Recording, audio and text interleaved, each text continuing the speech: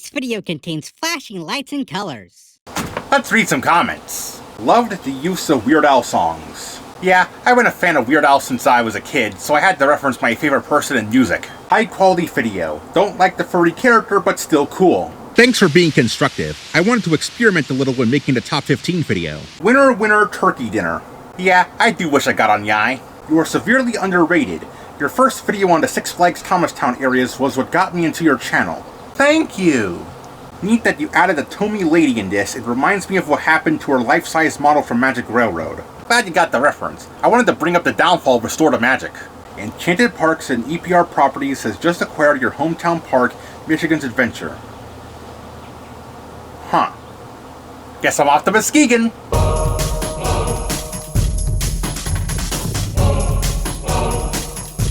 So as most of you know, Six Flags has sold 7 parks to EPR Properties, with Enchanted Parks taking over operations for 6 of them. I'm guessing they didn't want to do business in Canada. And of course, one of those 7 properties is my home park, Michigan's Adventure. It's unknown what investments Enchanted will bring in the future, but let's hope they don't add too much too quickly. Just look what happened to Fun Spread Land. Way too soon.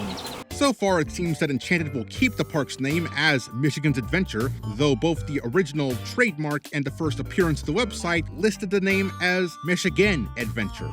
You forgot the apostrophe S. But before anything, we have to see the park in its transitional year between Six Flags and Enchanted. Unfortunately, I didn't film much of the park, so I'll have to mostly use archival footage and copyright-free footage off YouTube. You may be wondering, what made me decide to go to Michigan's Adventure this year? Well, the answer is simple. On June 15th, the park announced that June 26th would be National Zach Day, where anyone named Zach would get a 50% discount off gate tickets.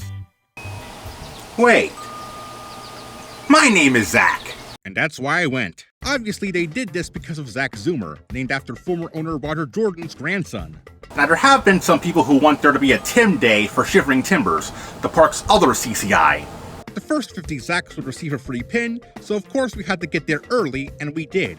But here's the thing, we were the first people there, showing up a few minutes past 9:30, and the parking lot didn't open up until 10:20. Once in, we rope dropped to Mad Mouse since that usually gets a pretty long line and I didn't have the credit yet. Mad Mouse is the very first Wild Mouse coaster I have ridden, which is insane given that I have been to 1, 2, 3, 4, 5, 6 parks with some sort of Wild Mouse coaster when I went. And considering that some consider Michigan's Adventure's Mad Mouse to be the best Wild Mouse, it means that it's all downhill from here. Though, Mad Mouse doesn't have an elevator lift, backward section, and kicktacular music like on Scooby-Doo's Spooky Coaster. Or at least until they got rid of the awesome music on Scooby-Doo. I haven't been this disappointed since they demolished King Ka and replaced it with... Let it go. Don't reference that rubble, bro.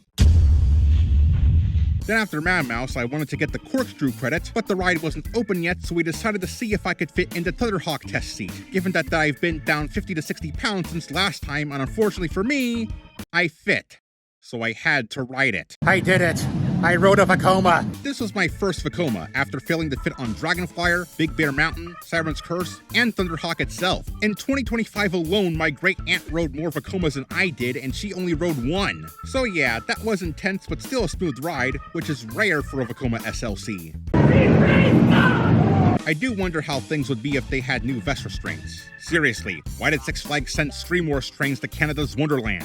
So after that, we had to see if Corkscrew was running and took the train over to Timbers and walked the corkscrew, and it was open. So we got in line and rode it, and it was a bit cramped, but hey, I now have every credit in the park, making Michigan's Adventure the first park with more than 1 coaster that I have all coaster credits at, aka besides Pacific Park. Corkscrew was a little rough and intense-ish, and the ride is pretty short, which makes sense given that it's a clone of the original Knott's Corkscrew and not a loop-in corkscrew or a custom looper like Corkscrew at Cedar Point or Valley Fair. I have no idea how long this will last, but if it runs out of life, they could very well replace it with either a Gerstlauer of some sort or an RMC Raptor, which can fit in the same plot of land. Afterwards, we waited in line for Wolverine Wildcat, and it was a fun ride and proves that Din isn't that bad, albeit it's a Frankenstein of track work between GCI Triton track and Gravity Group pre-cut track on top of the original Din track.